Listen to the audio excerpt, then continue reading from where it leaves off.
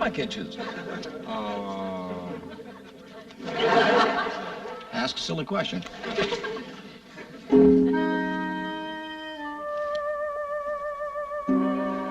What's the matter? Something wrong, Uncle Martin? I don't know. Someone coming up the stairs with Mrs. Brown. I can't quite make out who or what.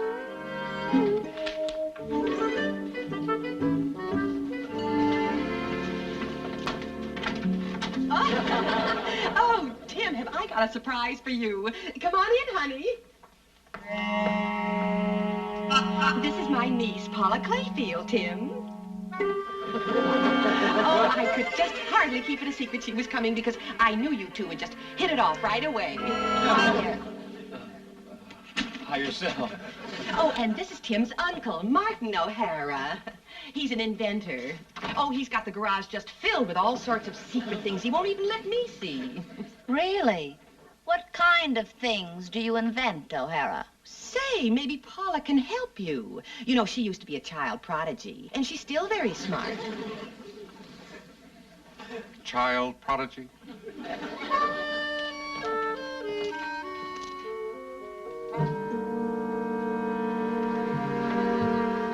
This must be your oxygen recirculator and waste moisture conversion unit.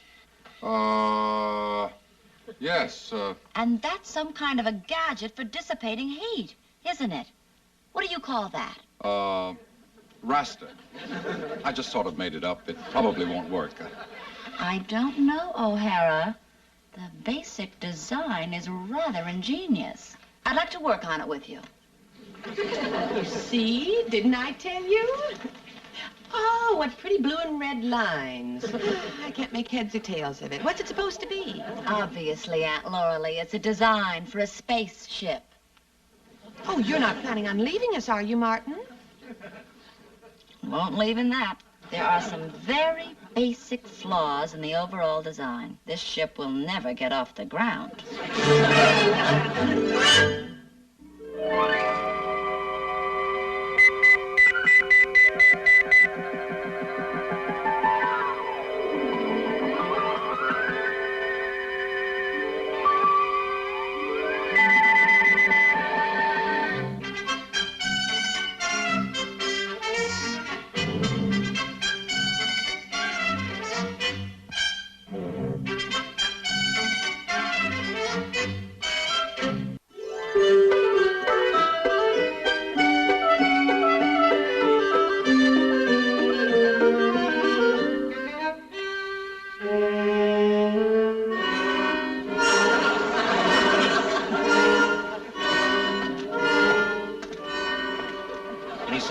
Yet?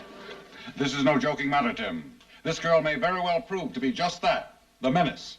And now you know I'm in no position to let her discover that I'm a Martian. Well, I don't see what you're worried about, Uncle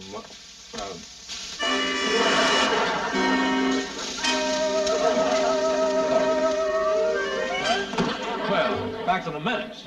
You know, she can't really be so smart if she thinks that your spaceship won't fly. Well, that's where you're wrong. She is absolutely correct.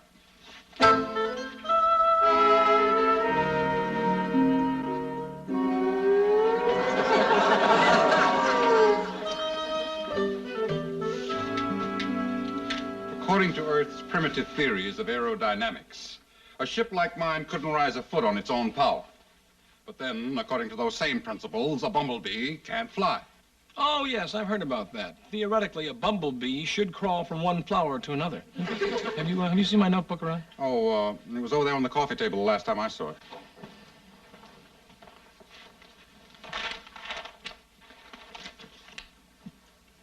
Hey, Uncle Martin. What's this? Oh, that's all that was left of my raster when I crash landed. I checked it out on a spectroscope to try to work out a substitute alloy. Oh. Well, I'll see you later, Uncle Martin. Hi there. Oh, hi there. Is your uncle up yet? Yes, as a matter of fact. O'Hara, I've got an idea how we can make that thing you call a raster work. Come here. Have fun, Uncle Martin. Been working under a fallacious theory, O'Hara. You're assuming that once the process of molecular dissipation has begun, it will continue under its own volition, which is untrue, of course. Let me show you.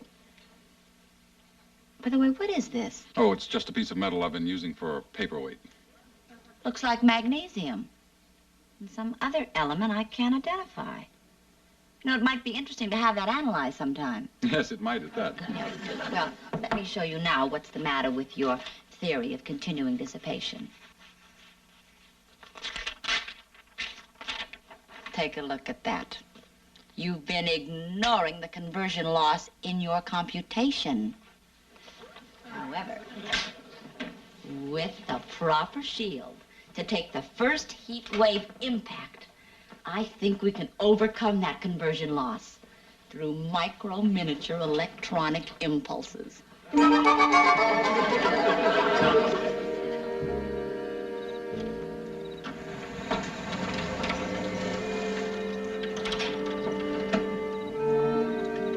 Martin? Uncle Martin, what's the matter with you? Tim, up until 30 minutes ago, I couldn't even disappear. She won't let me out of her sight. I think she's got eyes in the back of her head. Oh, well, maybe she's from another planet, too. No, she's from Cincinnati. Tim, I'm worried. This girl has the IQ of a super genius and the innate curiosity of a natural-born scientist. Sooner or later, she's going to put 2 and 2 together and come up with Martian. Well, I'm sorry, Uncle Martin. I wish I could help. No, wait. Now, all we have to do is divert her attention from me to you. Now, here's what we'll do.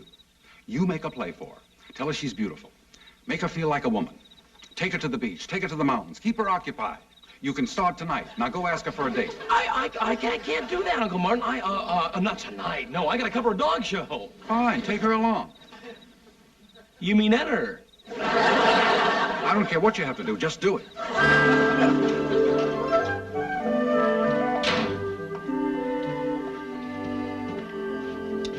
First prize. No, not Paula. Don't forget to remind me to take that to the office tomorrow. We gotta get a picture of it for the first edition. Well, I should have known it wouldn't work. You and Paula, you have nothing in common, nothing to talk about. Oh, all right, Uncle Martin. So it was a dull evening. May I have the coffee, please? Yeah. But I'll tell you what, if it'll help you in any way, well, if you ever need me to take Paula out again, you just say so. No. There's no point in burdening you with her again. I'll just have to think of some other way of fending her off until Edgar gets here. Edgar? Don't you know about Edgar? No. Uncle Martin, this is Earth. I live here. But unless somebody tells me something, I have no way of knowing what it's all about. You see, I don't read minds.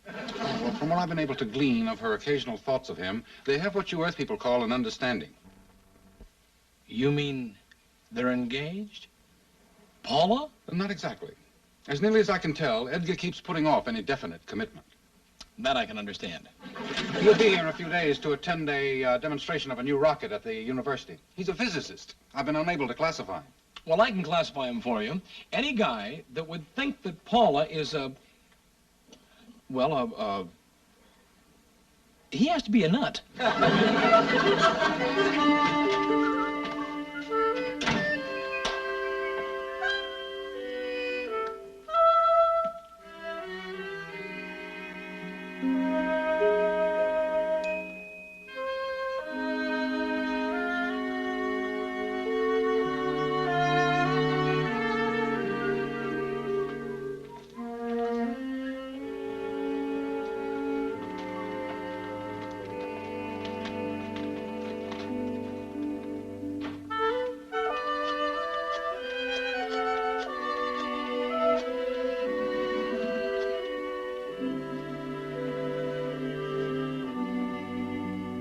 Hello, Carla?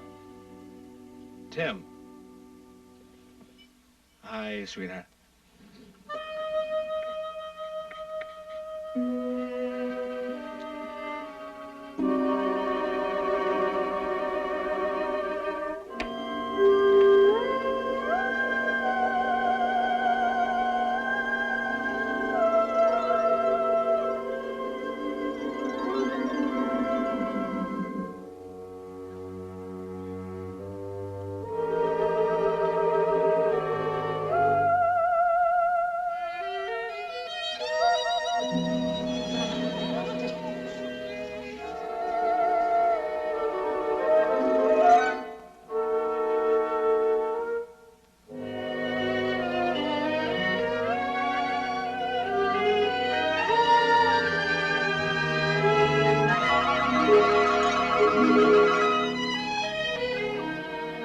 be there right in the dot. Bye, hon. Now, on the other hand, O'Hara, if we could devise some entirely new method for assimilating the heat factor, say transferring it from the shield to a secondary dissipator without increasing the urge count, I think we might be able to make this raster of yours work. Now, take a look at this. But keep in mind that the exponent must be constant throughout in order to arrive at the conjunctive logarithm.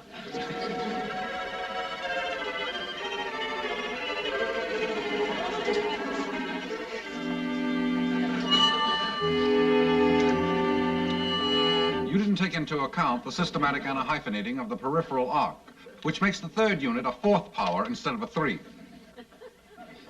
Here, Paula. Hi there. Hi yourself. How about having dinner with me tonight? Who, me? Of course. Yes. Oh, of course, this won't be like the dog show, but I mean a real dinner, no hot dogs. I know a restaurant that you will just be wild about. And they have a violinist who is just magnificent, and the food is... But I was under the distinct impression you didn't want to be seen with me. Whatever gave you an idea like that? I was never driven down so many alleys in my life. Oh, well, I was trying to take a shortcut, and I got lost several times, that's all. But tonight will be different, I promise. Well, all right. I mean, if I don't have to get dressed up. She doesn't want to get dressed up. No, you're perfect just the way you are. Now don't you go away, huh? I'll be right back.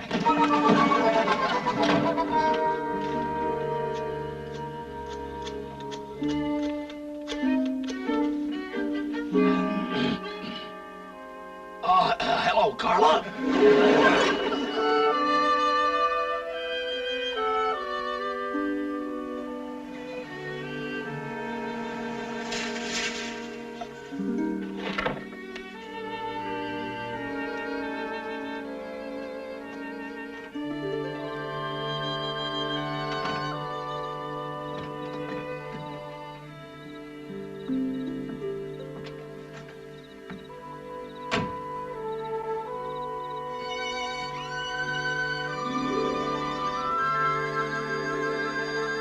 Good night, Paula. Good night, Tim.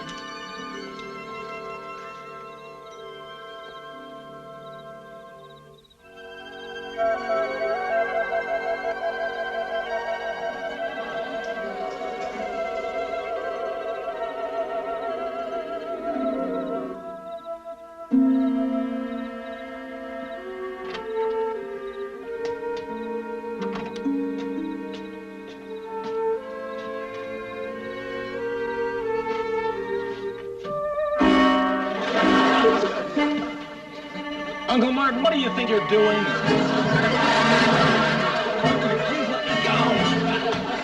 Tim, I thought you'd be anxious to know that I figured out a way to build my raster. Bully for you. It came to me all in a flash from an idea Paula had. What she proposed wouldn't work, of course, but it did give me the idea to...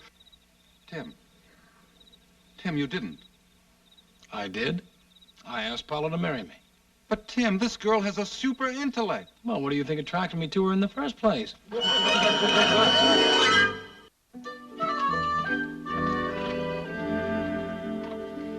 Good morning, Mr. O'Hara. Is Tim at home? Come in, Paula.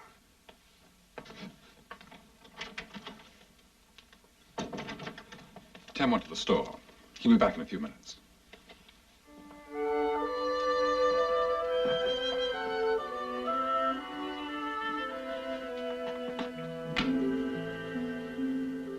What did you do to Tim last night?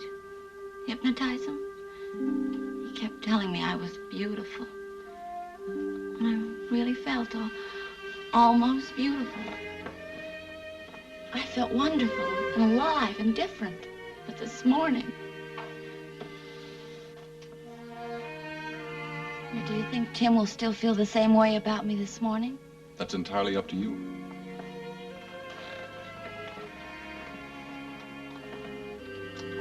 Paula, you aren't beautiful because you've never tried to be beautiful. You're even afraid of being a woman. You have this great, giant intellect, and you think that's enough. You cling to it like a child clings to a teddy bear. It's your security. You're afraid to let go of it, even for a moment. You're a coward, Paula. Afraid to compete with other women on their own level. I don't need to compete with other women. That's right, you don't. You feel too superior. Be a woman, Paula. I dare you to even try. Maybe I can help. You don't really need those glasses, do you?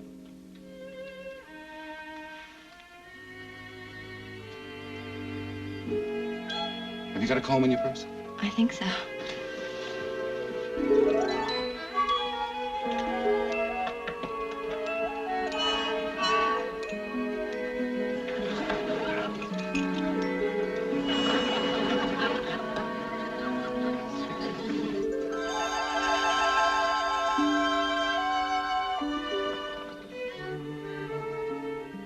Do you think Tim will like the new me? Why don't you ask him? He's about to drive into the driveway now. Oh, I have an extremely acute sense of hearing, and our automobile has its own peculiar sound.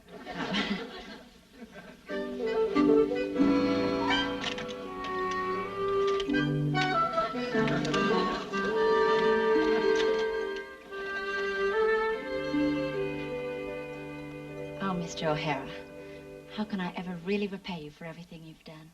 Your happiness and Tim's are all I care about.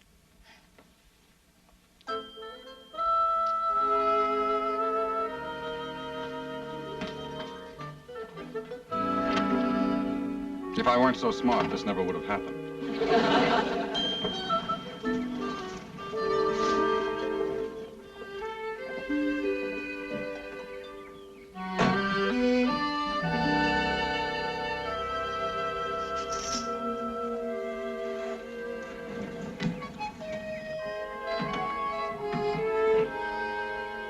Why, it's Edgar. Edgar. Hello. Edgar, it's Paula. Oh. I'm sorry. I didn't recognize you. You're wearing a different dress. Excuse me. Don't go away. We want to go directly to the university from here. Well, how have you been, Paula? She's been fine. Yeah.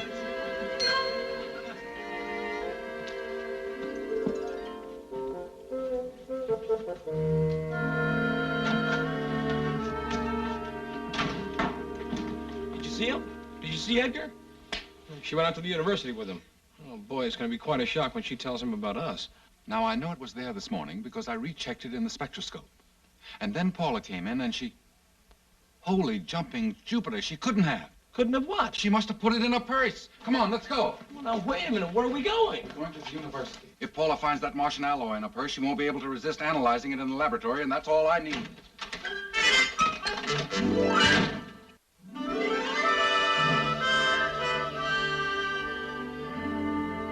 They're not there.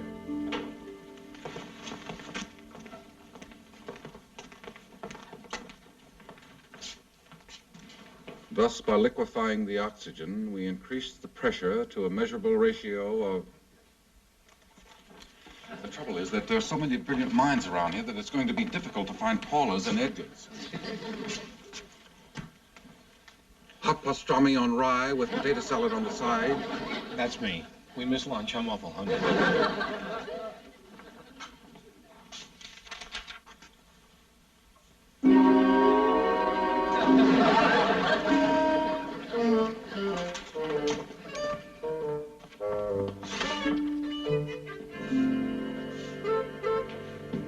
Why don't you just disappear and walk on in? Once inside, I may have to ask directions. And most people are reluctant to answer questions from disembodied voices.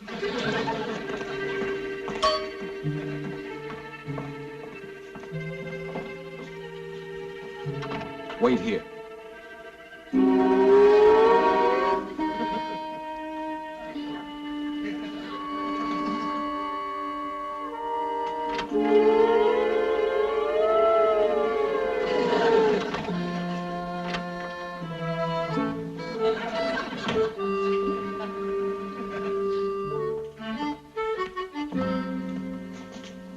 Uncle Martin, I hope you're not planning on doing what I think you're planning on doing. If it's all the same to you, I'll take care of the mind reading department. Here, put this on. No, wait. Someone's coming. Uncle Martin, look, we can't sneak into a restricted area. It's 20 years in Leavenworth if we're caught. Stop bickering. No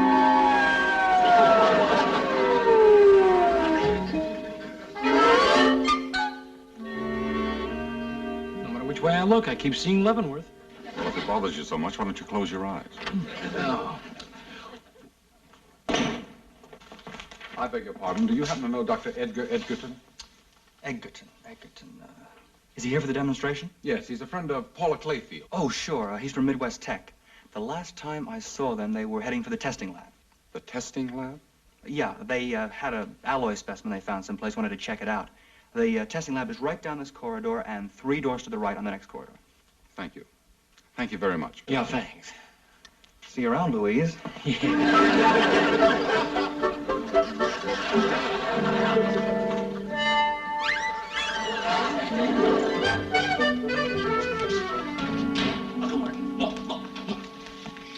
Nobody's gonna believe that's me.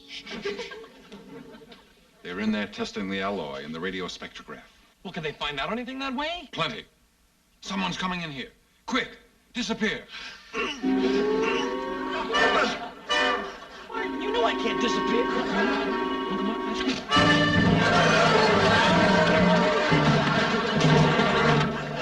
Leave it, Paula. That spectrograph must be broken. It checked out all right with the specimen control. Yes, I know, but all I can say is if we get comparable results from the gas vapors, we're just going to have to go to the head of the department. That's all.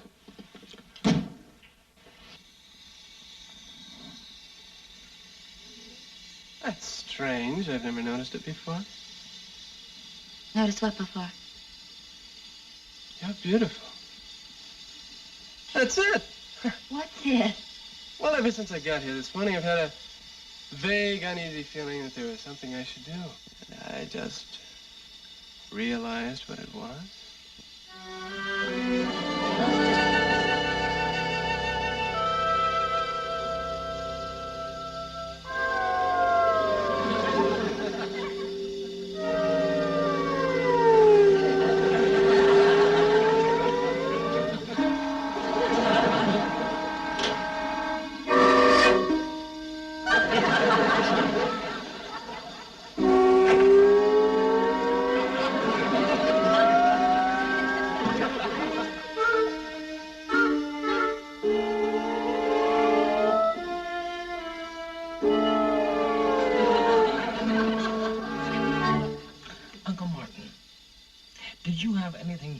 Cinderella bit?